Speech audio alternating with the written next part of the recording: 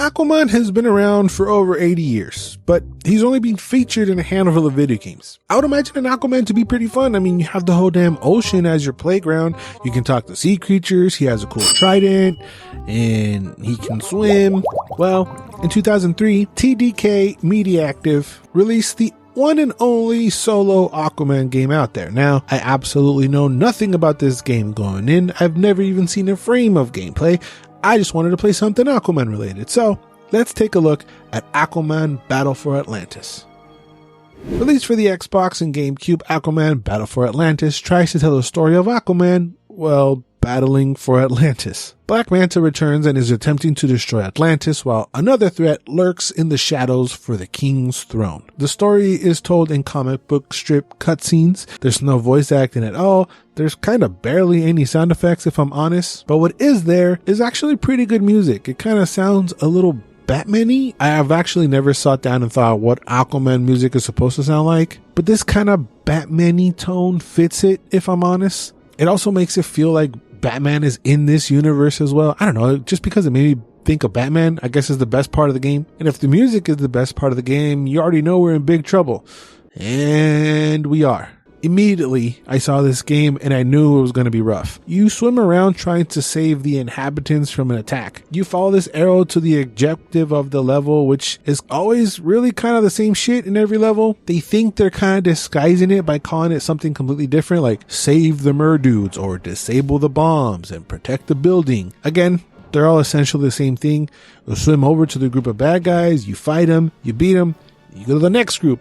You fight them, you beat them, you rinse and repeat until the level ends. Yeah, sometimes you have to disable something, but that just means pick it up off the wall or something and destroy it, but that's about it. So combat isn't, what's the right word? Good? You have a combo list, and after each mission you are shown a new one, I think, but it's not satisfying at all. You punch, you grab, you kick, you can block. You have no powers or projectiles yet. Anything you can do, the enemies can do as well. There are a healthy variety of enemy types, from smaller dudes that shoot stuff at you to thick, big chunguses guys that have more health and deal a little bit more damage. And I always forget that back in the day, they expected you to grab the manual and read it. So there's no tutorial in here except for the combo list on the pause menu. So you're just thrown into battle, and I quickly figured out what these bars here mean. It's your health, your MP kind of thing, and your shield or defense, if you will. But I kept seeing these three balls in the bottom, not knowing what the hell they're for. So I started pressing random buttons, and all of a sudden I summoned a shark and he ate a foo. So I guess you can summon help, but only in a few levels that are actually considered like outside of Atlantis, so not in every mission. Swimming has kind of like a flying feel to it. It kind of looks like Superman 64, but it's actually not that horrendous.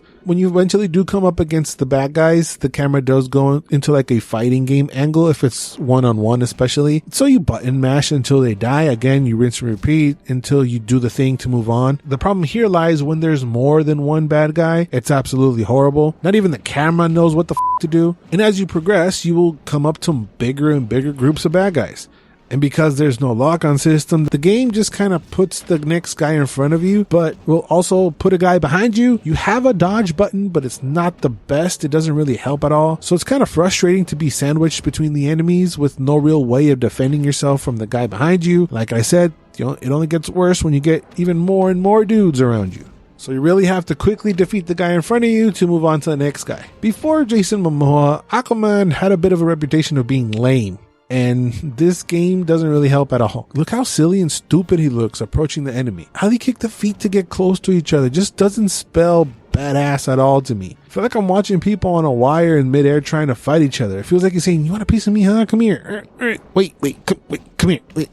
It's like they couldn't figure out or even really cared much about the combat in the game. I mean, just for comparison, the first Kingdom Hearts game released more than a year before this, and they managed to do underwater fighting pretty well for just a little section of the whole game. So I find it hard to believe that there was like no possible way to figure out a fun way to have combat underwater. I also think that's why they felt the need to have these underwater spaceship missions to kind of break up the monotony of the other missions because of how weak and kind of boring the combat is. These space missions are honestly not that bad. Fun factor wise, it is a bit stiff, It really features nothing out of the ordinary. There's a lock on rockets, you can shoot missiles. That's about it. It controls the same as the swimming, with an added brake and acceleration buttons to it, but zipping around the levels, shooting other ships and disabling bigger ships was more entertaining to me than the hand-in-hand combat. Also, in the non-ship levels, the levels kind of feel just super big and honestly very empty, and the other ship levels too, now that I recall, but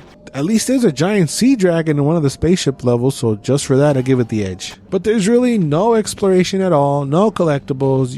You can play the whole thing again as 3 playable characters, but there's really nothing that's interesting in this game whatsoever. I think it's time we get a true AAA Aquaman game.